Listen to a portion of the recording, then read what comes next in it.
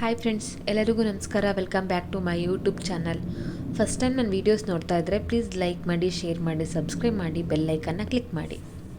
ಇವತ್ತಿನ ರೆಸಿಪಿ ನುಗ್ಗೆ ಸೊಪ್ಪಿನ ಚಟ್ನಿ ಪುಡಿ. ಚಟ್ನಿ ಪುಡಿಗೆ 1 ಗ್ಲಾಸಷ್ಟು ಉದ್ದಿನಬೇಳೆ, 1 ಗ್ಲಾಸಷ್ಟು ಕಡಲೆಬೇಳೆ, ಹುಣಸೆಹಣ್ಣು, ಖಾರಕ್ಕೆ ಒಂದು 6 ಒಣಮೆಣಸಿನ್ಕಾಯಿ, 1/4 ಕಪ್ಪಷ್ಟು ಎಳ್ಳು, ಬಿಳಿ ಎಳ್ಳು ತೊಗೊಳ್ಳಿ. ಈಗ ಅದೇ ಲೋಟದ ಅಳತೆಯಲ್ಲಿ 2 ಲೋಟ ನಾನು ಕಡಲೆ ಬೀಜ ತೊಗೊಂಡಿದ್ದೀನಿ. ಬೆಳ್ಳುಳ್ಳಿ. ಈಗ ಒಂದು ಬಾಣಲಿಗೆ ಸ್ವಲ್ಪ ಎಣ್ಣೆ ಹಾಕ್ಕೊಳ್ತಾ ಇದ್ದೀನಿ, 2 ಸ್ಪೂನಷ್ಟು.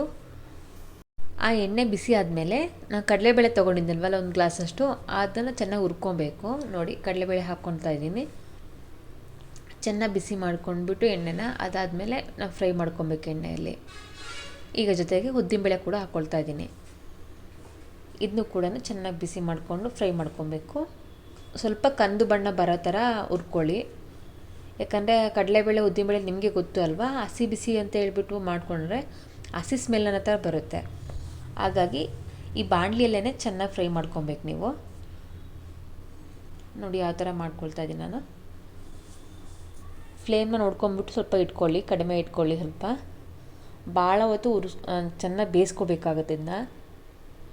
ಈಗ ಜೊತೆಗೆ ಕಡಲೆ ಬೀಜ ಹಾಕ್ಕೊಳ್ತಾ ಇದ್ದೀನಿ.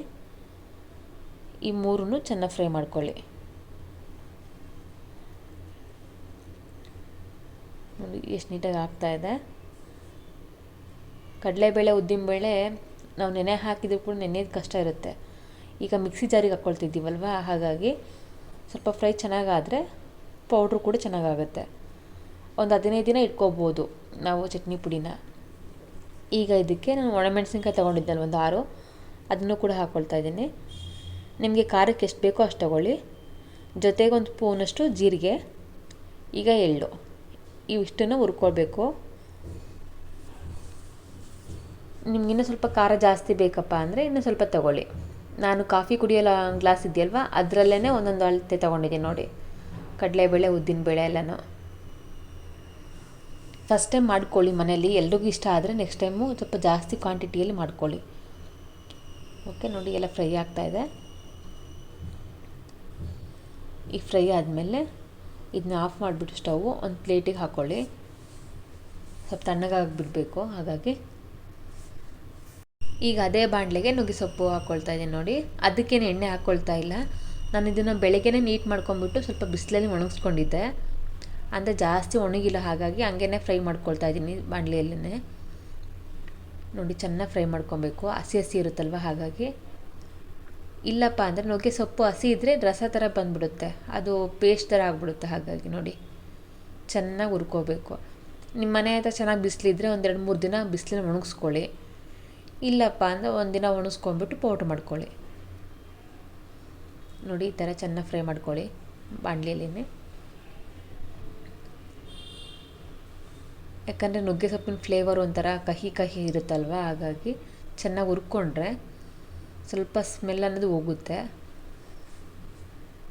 ನೋಡಿ ಈ ಥರ ಆಗಿದೆ. ಸ್ವಲ್ಪ ಬಿಸಿಲಲ್ಲಿ ಸ್ವಲ್ಪ ಫ್ರೈ ಆಗಬೇಕಂತ ಹೇಳ್ಬಿಟ್ಟು ಸ್ವಲ್ಪ ಹೊರಗಡೆ ಇಟ್ಟಿದ್ದೆ ಬಿಸಿಲಲ್ಲಿ ಕೂಡ. ಇದರಲ್ಲೂ ಕೂಡ ಚೆನ್ನಾಗಿ ಫ್ರೈ ಮಾಡ್ಕೊಂಡಿದ್ದೀನಿ. ಈಗ ನೋಡಿ ಇದೆಲ್ಲ ರೆಡಿ ಆಗಿದೆ ಪೌಡ್ರಿಗೆ. ಸ್ವಲ್ಪ ಹುಣಸೆಹಣ್ಣು ಇತ್ತಲ್ವ, ಅದನ್ನು ಕೂಡ ಜೋಡಿಸ್ಕೊತಾ ಇದ್ದೀನಿ. ಈಗ ತಣ್ಣಗಾಗಿದೆ ಅಲ್ವಾ, ಇದನ್ನೆಲ್ಲ ಮಿಕ್ಸಿ ಜಾರಿಗೆ ಹಾಕ್ಕೊಳ್ಳಿ. ಹಾಕ್ಕೊಂಬಿಟ್ಟು ಒಂಥರ ತರಿಯಾಗಿ ರುಬ್ಕೊಳ್ಳಿ. ಯಾಕಂದರೆ ಬೇಗ ಸಣ್ಣಗಾಗಲ್ಲ ಉದ್ದಿನಬೇಳೆ ಕಡಲೆಬೇಳೆ. ಸ್ವಲ್ಪ ನೋಡ್ಕೊಂಬಿಟ್ಟು ಸ್ವಲ್ಪ ಕಡಿಮೆ ಕ್ವಾಂಟಿಟಿಯಲ್ಲೇ ಮಿಕ್ಸಿಗೆ ಹಾಕ್ಕೊಳ್ಳಿ. ನೋಡಿ ಇಷ್ಟ ಆಗಿದೆ. ನಾನು ಎಲ್ಲನೂ ಒಂದೇ ಟೈಮ್ ಅಲ್ಲೇ ಹಾಕಿದ್ದೀನಿ. ಈಗ ಸ್ವಲ್ಪ ತರಿ ಮಾಡ್ಕೊಳ್ತಾ ಇದ್ದೀನಿ, 1 ರೌಂಡಷ್ಟು. ನುಗ್ಗೆ ಸೊಪ್ಪು ನೋಡಿ ಇಷ್ಟ ಆಗಿದೆ. ಈಗ ತರಿಯಾಗಿದೆ ಅಲ್ವಾ, ಅದನ್ನು ನುಗ್ಗೆ ಸೊಪ್ಪಿಗೆ ಎಲ್ಲನೂ ಮಿಕ್ಸ್ ಮಾಡ್ಕೊಳ್ತಾ ಇದ್ದೀನಿ. ಆ ಜಾರಲ್ಲಿ ಇದೆಯಲ್ಲ ಪೌಡ್ರು, ಎಲ್ಲನೂ ಆ ನುಗ್ಗೆ ಸೊಪ್ಪು ಪೌಡ್ರಿಗೆ ಮಿಕ್ಸ್ ಮಾಡ್ಕೊಳ್ಳಿ. ಚೆನ್ನಾಗಿ ಕೈ ಆಡಿಸ್ಕೊಬೇಕು. ಏನಕ್ಕಪ್ಪ ಅಂದರೆ ಈಗ ನುಗ್ಗೆ ಸೊಪ್ಪಿನ ಜೊತೆ ಕೂಡ ಪೌಡ್ರ್ ಹಾಕಬೇಕಲ್ವ, ಸಪ್ರೇಟಾಗಿ ಹಾಕಿದರೆ ಅದು ಟೇಸ್ಟನ್ನು ಸರಿ ಕೊಡೋಲ್ಲ. ಹಾಗಾಗಿ ತರಿಯಾಗಿ ರುಬ್ಕೊಂಬಿಟ್ಟು ನುಗ್ಗೆ ಸೊಪ್ಪಿಗೆ ಮಿಕ್ಸ್ ಮಾಡ್ಕೊಂಬಿಟ್ಟು ಪೌಡ್ರ್ ಹಾಕ್ಕೊಂಡ್ರೆ ಚಟ್ನಿ ಪುಡಿ ಪರ್ಫೆಕ್ಟಾಗಿ ರೆಡಿಯಾಗಿರುತ್ತೆ. ಈಗ ಇದಕ್ಕೆ ರುಚಿಗೆ ತಕ್ಕಷ್ಟು ಉಪ್ಪು ಹಾಕ್ಕೊಳ್ತಾ ಇದ್ದೀನಿ. ಸ್ವಲ್ಪ ಅರಿಶಿನ ನೋಡ್ಕೊಂಬಿಟ್ಟು ಹಾಕ್ಕೊಳ್ಳಿ. ಈಗ ಒಣ ಕೊಬ್ಬರಿ ಕೂಡ ಹಾಕ್ಕೊಳ್ತಿದ್ದೀನಿ, 1 ಹಿಡಿಯಷ್ಟು ಹಾಕ್ಕೊಳ್ತಾ ಇದ್ದೀನಿ ನೋಡಿ. ಕೊಬ್ಬರಿ ಚೆನ್ನಾಗಿ ಒಣಗಿದಿರಬೇಕು, ಇಲ್ಲಾಂದರೆ ಸ್ವಲ್ಪ ಬಾಣಲಿ ಮೇಲೆ ನೀವು ಸ್ವಲ್ಪ ಫ್ರೈ ಮಾಡ್ಕೊಬೋದು. ಈಗ ಅದಕ್ಕೆ ಸ್ವಲ್ಪ ರುಚಿ ತಕ್ಕಷ್ಟು ಬೆಲ್ಲ ಹಾಕ್ಕೊಳ್ತಾ ಇದ್ದೀನಿ. ಈಗ ಇದನ್ನೆಲ್ಲನೂ ಮಿಕ್ಸಿ ಜಾರಿಗೆ ಹಾಕ್ಕೊಂಬಿಟ್ಟು ನುಣ್ಣಗೆ ರುಬ್ಕೊಳ್ಳಿ. ನೋಡಿ, ಒಂದು ರೌಂಡ್ ಹಾಕಿದ್ದೆ, ಈ ಥರ ಆಗಿದೆ. ಈಗ ಸ್ವಲ್ಪ ಪೌಡ್ರ್ ಥರ ಮಾಡ್ಕೊಳ್ಳಿ. ನೋಡಿ, ಈ ಅದಕ್ಕಾದರೆ ಚೆನ್ನಾಗಾಗತ್ತೆ. ಫುಲ್ಲು ನುಣ್ಣಗೂ ಬೇಡ, ಫುಲ್ಲು ಒಂಥರ ಹಾಗೇ ಇರೋ ಥರನೂ ಬೇಡ, ಒಂಥರ ಮೀಡಿಯಮ್ ಆಗಿ ತರಿಯಾಗಿದ್ದಿರಬೇಕು. ಯಾಕಂದರೆ ಮೊಸರು, ಅನ್ನ, ಚಟ್ನಿ ಮತ್ತು ರೊಟ್ಟಿ ಎಲ್ಲ ಸರಿ ಹೋಗುತ್ತೆ. ಹಾಗಾಗಿ ನೋಡಿ, ಚೆನ್ನಾಗಿ ಮಿಕ್ಸ್ ಮಾಡ್ಕೊಳ್ತಾ ಇದ್ದೀನಿ. ಎಲ್ಲ ರೆಡಿಯಾಗಿದೆ ಪೌಡ್ರು.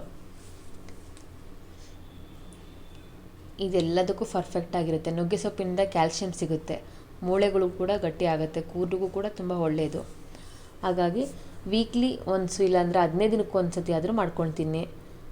ಈಗ ಸಿಟಿಗಳೆಲ್ಲ ನುಗ್ಗೆ ಸೊಪ್ಪು ಸಿಗೋದು ಕಷ್ಟ ಆಗುತ್ತೆ, ಮಾರ್ಕೆಟಿಗೆ ಹೋಗ್ಬೇಕು, ತೊಗೊಂಬರ್ಬೇಕು. ಈ ಥರ ಪೌಡ್ರ್ ಮಾಡಿ ಇಟ್ಕೊಂಡ್ಬಿಟ್ರೆ ನಾವು ಯಾವಾಗ ಬೇಕಾದರೂ ಮಾಡ್ಕೊಬೋದು. ಯಾರಿಗೆಲ್ಲ ಈ ವಿಡಿಯೋ ಇಷ್ಟ ಆಗಿದೆ ಪ್ಲೀಸ್ ಲೈಕ್ ಮಾಡಿ, ಶೇರ್ ಮಾಡಿ, ಸಬ್ಸ್ಕ್ರೈಬ್ ಮಾಡಿ.